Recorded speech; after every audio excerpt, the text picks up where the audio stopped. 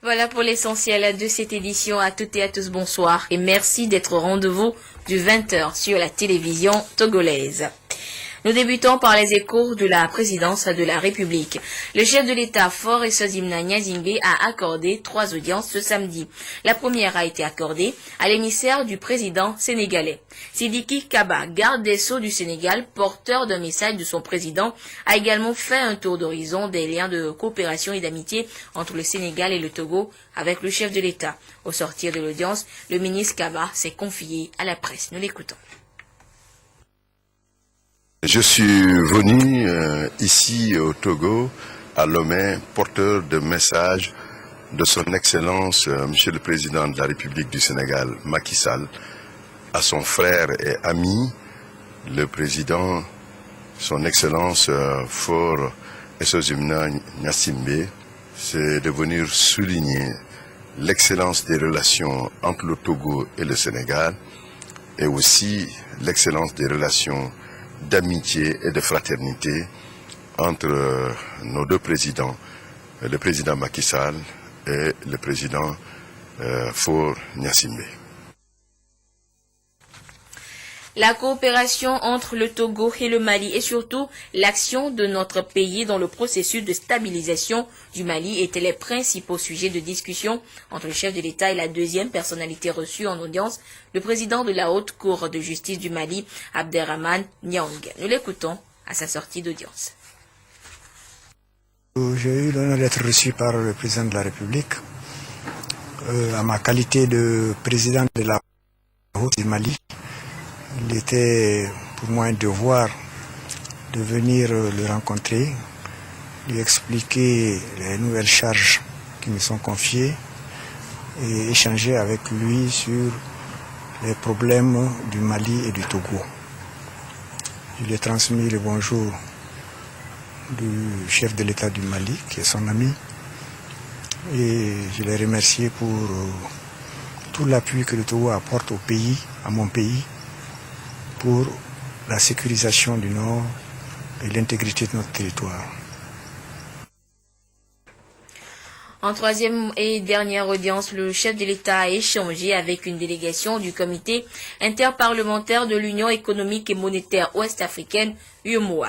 Conduite par le président du comité, Victor Dagnon, la délégation est allée faire le point des travaux de la 16e session extraordinaire du CIP UEMOA tenue à Lomé. Ces propos sont recueillis par Silver Abdou à l'issue de l'audience. Nous avons obtenu une audience auprès de son Excellence Faure Gnassingbé, avec qui nous avons échangé non seulement la courtoisie, mais aussi lui faire le point de nos travaux qui se sont articulés autour de l'évaluation des systèmes électoraux dans l'espace UEMOA. Donc nous lui avons fait le point, il s'est prononcé, il y a eu des échanges riches, il s'est prononcé sur la question de l'intégration, et également la nécessité d'avoir une certaine harmonisation de nos systèmes électoraux pour éviter les crises récurrentes que nous vivons dans notre espace. C'était aussi l'occasion de lui présenter nos félicitations, nos remerciements. Lui bien sûr, mais à travers lui, ses pairs aussi de la sous-région pour avoir accordé l'entrée en vigueur du traité portant création du Parlement de l'UEMOA. Je pense que s'il reste à faire, rien n'est encore fait. C'est à ce titre que nous lui avons demandé de peser de tout son poids pour que très bientôt on puisse aller dans l'installation concrète, dans l'installation effective de ce Parlement tant souhaité. Et justement, les travaux de la 16e session extraordinaire du comité interparlementaire de l'UEMOA consacré à l'évaluation des systèmes électoraux dans les 8 États membres de l'UEMOA ont pris fin hier vendredi à Lomé. Une semaine durant, les parlementaires ont échangé sur les facteurs souvent sources de discorde en période électorale et fait des recommandations à l'endroit des pays concernés en vue d'harmoniser les processus électoraux dans l'espace communautaire. Des précisions avec Nathalie Panégué. Au terme des échanges sur l'évaluation des systèmes électoraux dans les 8 États membres de l'UEMOA, le comité interparlementaire de l'UEMOA recommande à la Commission et à tous les pays concernés d'étudier les recommandations issues des missions d'observation des élections, des expériences mises en exergue dans les différents pays et des innovations porteuses. Le comité interparlementaire de l'UEMOA souhaite l'organisation d'une rencontre des organes et agences de gestion des élections et la tenue d'une large concertation entre experts, acteurs nationaux et communautaires afin de dégager des propositions à soumettre à l'UEMOA. L'objectif général est d'offrir une opportunité aux populations de participer aux échéances électorales en toute liberté.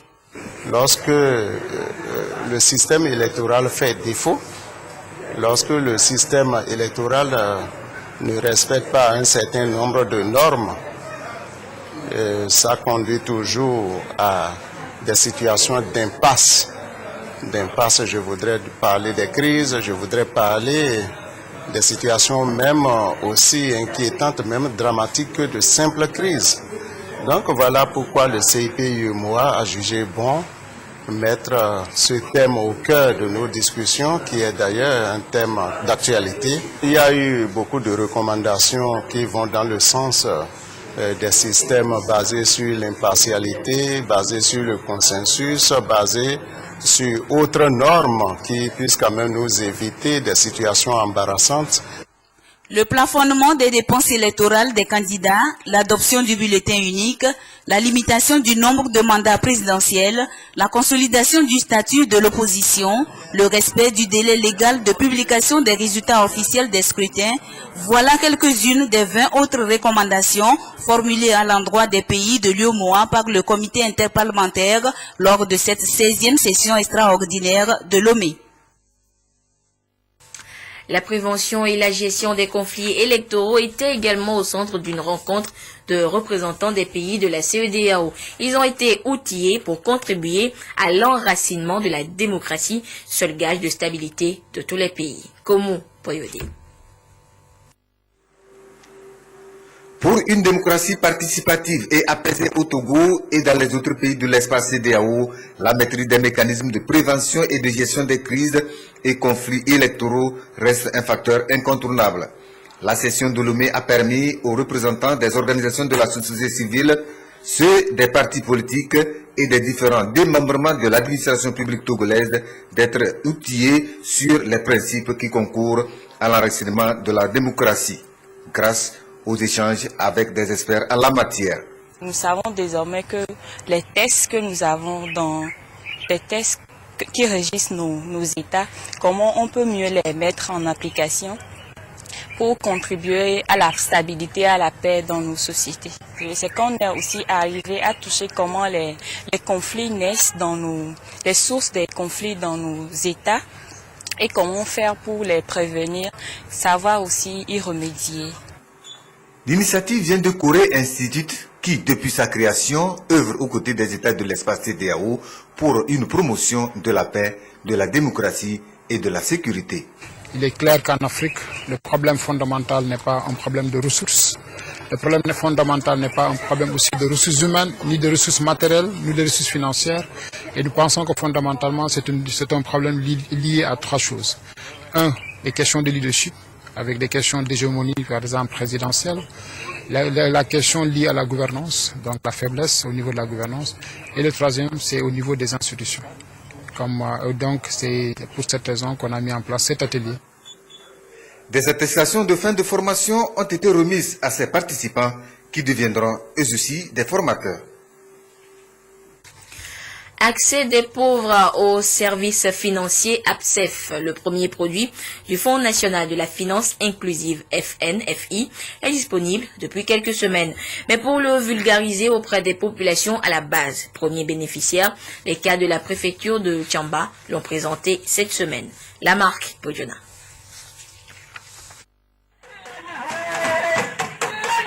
La présentation de ce produit appelé Accès des pauvres aux services financiers APSEF par les cadres de Tchaoudjo se veut un cadre de sensibilisation pour amener les populations cibles, notamment les hommes et les femmes des milieux ruraux et urbains, pratiquant une activité génératrice de revenus et généralement exclus des systèmes classiques financiers à avoir des crédits de proximité auprès des prestataires de services financiers décentralisés. L'APSEF a pour objectif d'aider les personnes vulnérables à accéder aux services financiers, aux petits crédits, dont le montant varie entre 5 000 et 30 000. Et vous remboursez en 6 mois avec un intérêt de 5%. Et si vous avez été un bon payeur, on vous retourne 3% en 6 mois. Et donc vous avez aussi la capacité après 6 mois de demander encore un nouveau crédit. C'est l'union renouvelée des caisses locales d'épargne et de crédit URCLEC qui est le partenaire stratégique dans la région centrale. Elle œuvre par le biais de la mutuelle Avenir. Le ministre de l'Agriculture, de l'Élevage et de la Pêche Urukoa Gadazi, coordonnateur des cadres de Tchaoudjo, précise le bien fondé de ces crédits. Ces unités de crédit qui vont être distribuées sur l'ensemble du territoire concernent la couche pauvre. Tout le monde peut s'inscrire dans cette démarche, mais je crois que sur la base d'un certain nombre de paramètres, en toute conscience, en toute honnêteté, nous pouvons quand même les cibler dans nos hameaux, dans nos villages, dans nos cantons, dans nos préfectures. Je dirais donc que c'est une initiative qui va toucher les exclus du système classique financier. C'est pourquoi nous voulons demander à chacun de nous, surtout les cadres de Tchaoudjo, à se mobiliser pour aider URCLEC. À l'issue de cette présentation, une simulation du processus d'octroi de crédit à 6 personnes du village d'Aguidi Agbadé à hauteur de 30 000 francs CFA a été faite. APSEF va toucher 300 000 bénéficiaires cette année avec une enveloppe de 2 milliards de francs CFA financés par l'État togolais, la BOAD, la BAD, la Banque mondiale, les États-Unis et d'autres partenaires. Les perspectives économiques en Afrique subsaharienne pour une croissance durable et plus solidaire. C'est autour de ce thème plus que révélateur que les experts du ministère de l'Économie et des Finances et du Fonds monétaire international ont animé une conférence débat cette semaine. Une occasion pour eux de présenter l'environnement économique et les atouts des pays de l'Afrique du Sud du Sahara. Carmen Madjé, à Capo. Perspectives économiques en Afrique subsaharienne pour une croissance durable et plus solidaire. C'est le thème choisi par le Fonds monétaire international FMI pour présenter aux autorités togolaises et aux bailleurs de fonds l'environnement économique dans la sous-région ouest-africaine. Selon le FMI, les perspectives pour la période 2014-2015 sont favorables. La croissance est projetée à 5,8% contre 5% en 2013. La variation du PIB dans 26 pays au sud du Sahara démontre que la pauvreté a reculé. Cette situation serait supportée par la reprise de la demande extérieure provenant des pays développés et l'expansion de la demande privée intérieure. L'économie africaine est dans une passe heureuse. C'est un contexte encourageant qui permet aux pays de profiter et de se développer. Il est donc impérieux pour le Togo de mettre en œuvre des politiques et des réformes économiques qui visent à favoriser la diversification et la transformation structurelle de leur base de production et d'exportation. Il s'agit notamment d'améliorer les infrastructures et réseaux commerciaux et investir dans le capital humain. Le Togo est très intégré au niveau des échanges commerciaux, notamment avec les pays voisins. Le Ghana, le Nigeria, ce sont des pays qui ont subi certaines pressions au niveau qui proviennent des marchés de finances internationaux, mais aussi des décisions de leur politique économique intérieure. Et le Togo pourrait subir les conséquences des ajustements que ces pays et d'autres auront à faire dans les mois et les années à venir. Au Togo, la réduction des risques et les actions politiques, économiques et sociales passent par des réglades budgétaires. Il faut donc relever les défis de l'augmentation de la productivité agricole et des services formels et informels à moyen terme. D'autres rencontres de ce genre seront organisées dans les prochains jours dans les universités de Lomé et de Kara. Autre actualité, le pavillon militaire du CHU Sylvanus Olympio a désormais une nouvelle ambulance pour une meilleure prise en charge des patients. Un don de la synergie des hommes d'affaires pour la relance de l'économie chère. Rachel Aoukou. Une ambulance munie du matériel de premiers soins. C'est le don que la synergie des hommes d'affaires pour la relance de l'économie chère vient de faire au pavillon militaire du centre hospitalier universitaire Sylvanus Olympio pour renforcer sa capacité d'évacuation des malades. C'est une attente liée aux outils de travail. C'est pour cette raison que Cher a souhaité remettre donc une ambulance à cet hôpital qui en a besoin. On dit qu'un corps sain et un esprit sain permettent de mieux travailler. Donc, l'homme étant au cœur de l'économie, il ne peut jouer pleinement son rôle que quand il est en bonne santé. Voilà le trait d'union que Cher entend faire en apportant son appui au CHU Sylvanus Olympio, et ceci à travers le pavillon militaire, en apportant cette ambulance, qui est un outil important. Cette ambulance d'une valeur de 30 millions de francs CFA a été réceptionnée par la primature en charge du ministère de la Santé. C'est un plus pour le corps médical qui s'en réjouit. Nous ferons de cette ambulance un bon usage au profit des populations togolaises. Je saisis cette occasion pour leur témoigner, au nom du président de la République, du Premier ministre et au nom de tout le personnel du ministère de la Santé, notre profonde reconnaissance et la gratitude pour ce soutien, cet appui inestimable qu'ils ont apporté à cette clinique médico-chirurgicale. La synergie des hommes d'affaires pour la relance de l'économie regroupe des hommes d'affaires de tous bords avec pour ambition d'assister les démunis. Elle investit dans le domaine de la santé, de l'éducation et du développement à la base. Santé encore après la gestion des subventions du Fonds mondial dans la lutte contre le paludisme, le sida et surtout la tuberculose. Le PNUD cède son matériel de travail au ministère de la Santé pour la poursuite d'une nouvelle phase de cette lutte. Et la remise a eu lieu cette semaine à Lomé. Le compte rendu avec Kate Nobuko. Merci. Merci beaucoup. Après 5 ans de gestion des subventions du Fonds mondial, le Programme des Nations Unies pour le développement, PNUD, passe la main au ministère de la Santé dans la lutte contre le paludisme, le sida et surtout la tuberculose. À la remise symbolique des dernières tranches de la logistique au ministère de la Santé, les deux parties ont reconnu les résultats positifs obtenus dans la mise en œuvre des projets. À la fin du projet, la note qui lui a été donnée est la note A, qui est la note la plus élevée, qui traduit une réalisation satisfaisante.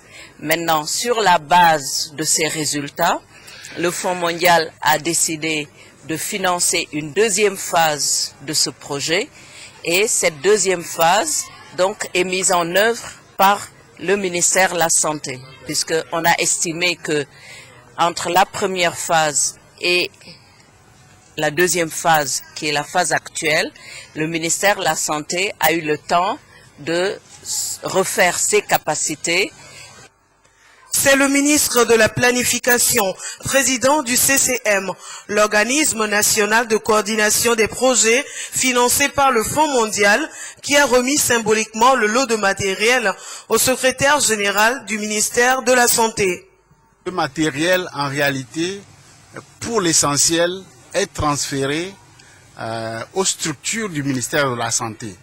Donc en réalité, ça continue d'appuyer le renforcement du système national de santé pour lui permettre d'assurer plus convenablement cette tâche. Je profite de l'occasion pour remercier et féliciter le PNUD qui a suppléé à certaines faiblesses de capacité de l'administration et qui nous a permis de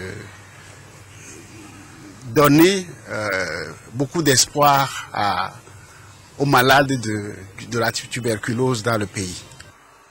Le PNUD, en tant que récipiendaire principal du Fonds mondial, surtout du projet Round 6 pour la lutte contre la tuberculose, a eu à gérer les subventions du 1er janvier 2008 au 31 décembre 2012.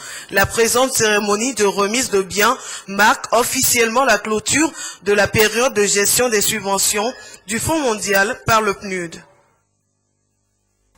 L'actualité hors du Togo, un mois après l'enlèvement des lycéennes nigérianes par la secte islamiste Boko Haram, la communauté internationale réagit pour retrouver les près de 200 élèves et les voix s'élèvent. Et ce samedi, la première dame américaine Michelle Obama s'est dit scandalisée par ce rapt. Un sentiment de révolte partagé au Nigeria par la communauté musulmane dans son ensemble. À la mosquée de Lagos, les fidèles musulmans étaient venus nombreux ce vendredi prier pour le retour des lycéennes enlevées dans le nord-est du pays il y a près d'un mois. Le rapt de plus de 200 jeunes filles par la secte islamiste Boko Haram suscite ici l'indignation générale. L'imam, le religieux qui dirige la prière, est le premier à réagir.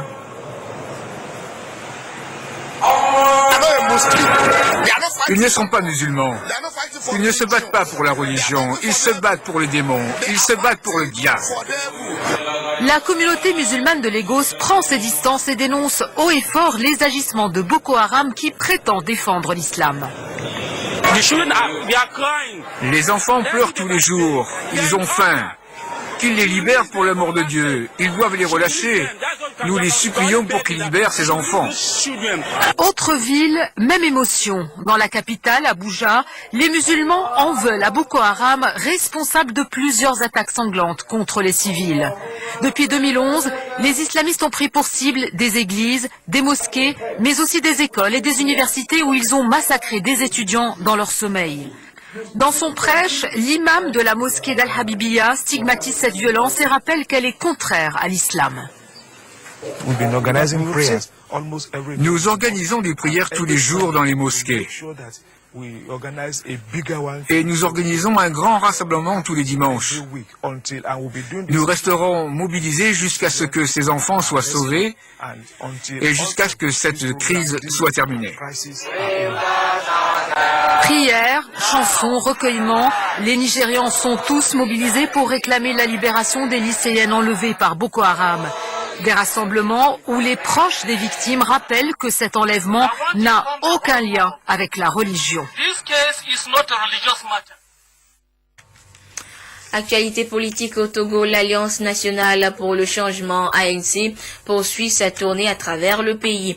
Le président national de ce parti, Jean-Pierre Favre, à la tête d'une délégation, sillonne les coins les plus reculés du pays pour sensibiliser les populations sur la vision du parti. L'étape de la région centrale avec la marque Bojona.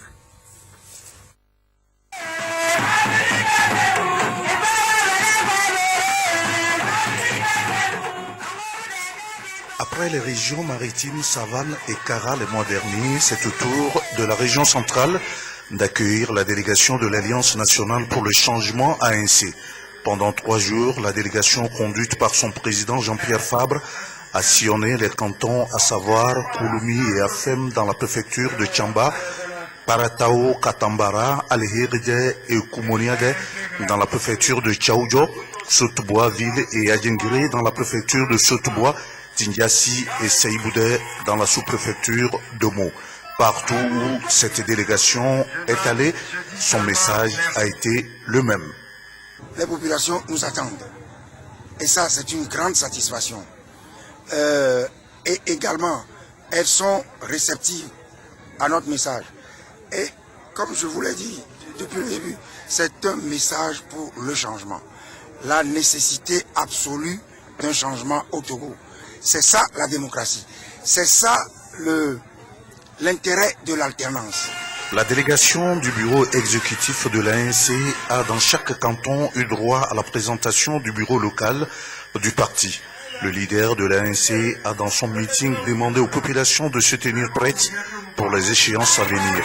L'ANC reprendra sa tournée à travers le pays au mois d'août prochain.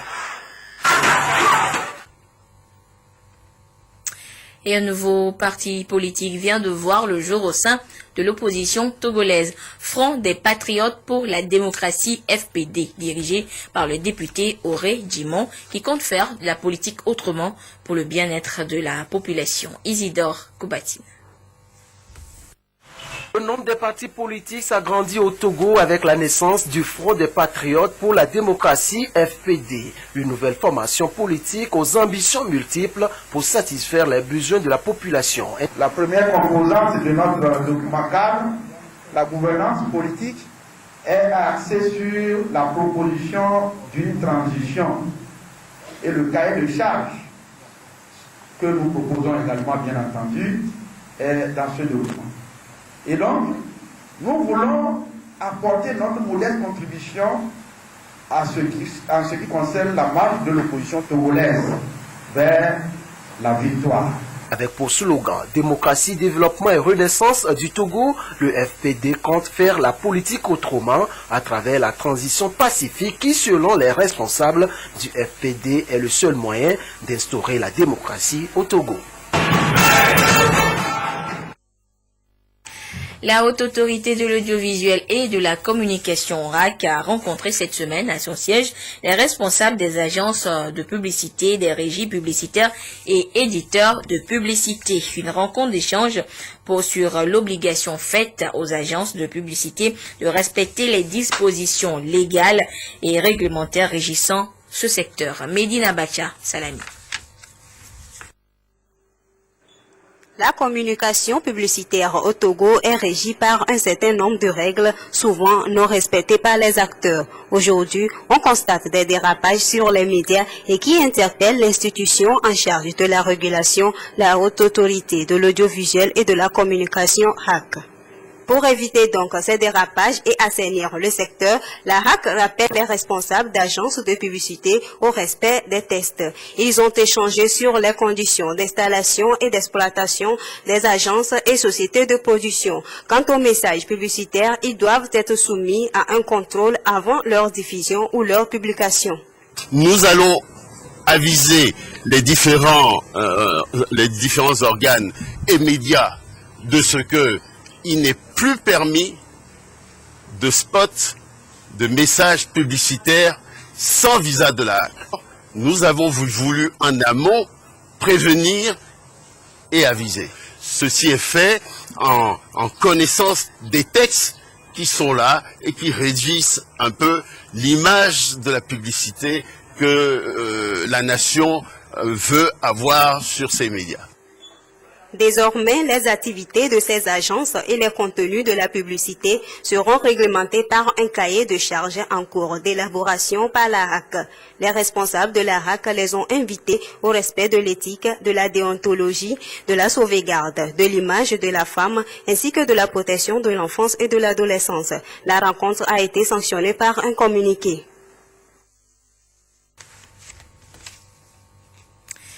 Les Européens dont le monde entier célèbre chaque 9 mai la journée de l'Europe. Hier, justement 9 mai, ceux vivant au Togo se sont retrouvés au siège de l'Union européenne à la cité Oya pour marquer cet événement. Le reportage est signé Firmin Adjinari.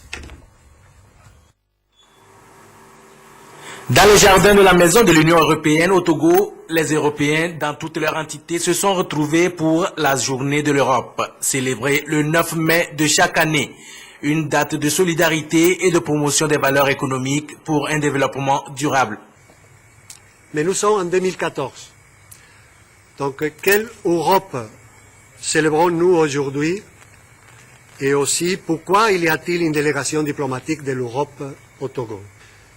Permettez-moi d'exprimer ma conviction que l'Europe est surtout un idéal. C'est un rêve de paix qui contredit les messages simplistes de ceux qui, mésinterprétant les cours de l'histoire, plaident pour reconstruire des frontières où il n'y en a pas, pour ériger des barrières parmi des Européens et entre Européens et les autres, comme si au XXIe siècle, les lieux de naissance, la couleur de la peau, les genres, la religion ou l'orientation sexuelle peuvent discriminer les uns contre les autres, peuvent séparer les êtres humains. C'est pourquoi nous lançons une invitation aux citoyens européens au Togo pour qu'ils laissent entendre leur voix lors des prochaines élections du mois de mai à travers leur vote. Le processus de l'intégration européenne au Togo s'illustre à travers une coopération fructueuse entre l'Union européenne et l'État togolais. Partenaire privilégié, l'Union européenne a financé depuis 2007 plusieurs projets de développement au Togo. Elle accompagne le Togo dans la promotion des valeurs démocratiques.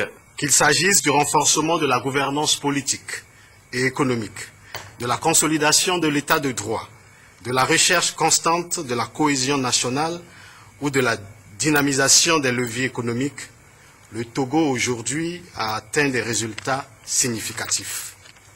Nul besoin de rappeler ici que toutes ces avancées ont été rendues possibles grâce à l'assistance constante et continue de l'Union européenne qui, depuis 2007, a accompagné de manière décisive le gouvernement togolais dans son processus de normalisation et de décrispation de la vie politique à travers l'organisation des scrutins transparents et crédibles. La date du 9 mai a été choisie en souvenir de la déclaration du ministre français des Affaires étrangères, Robert Schuman.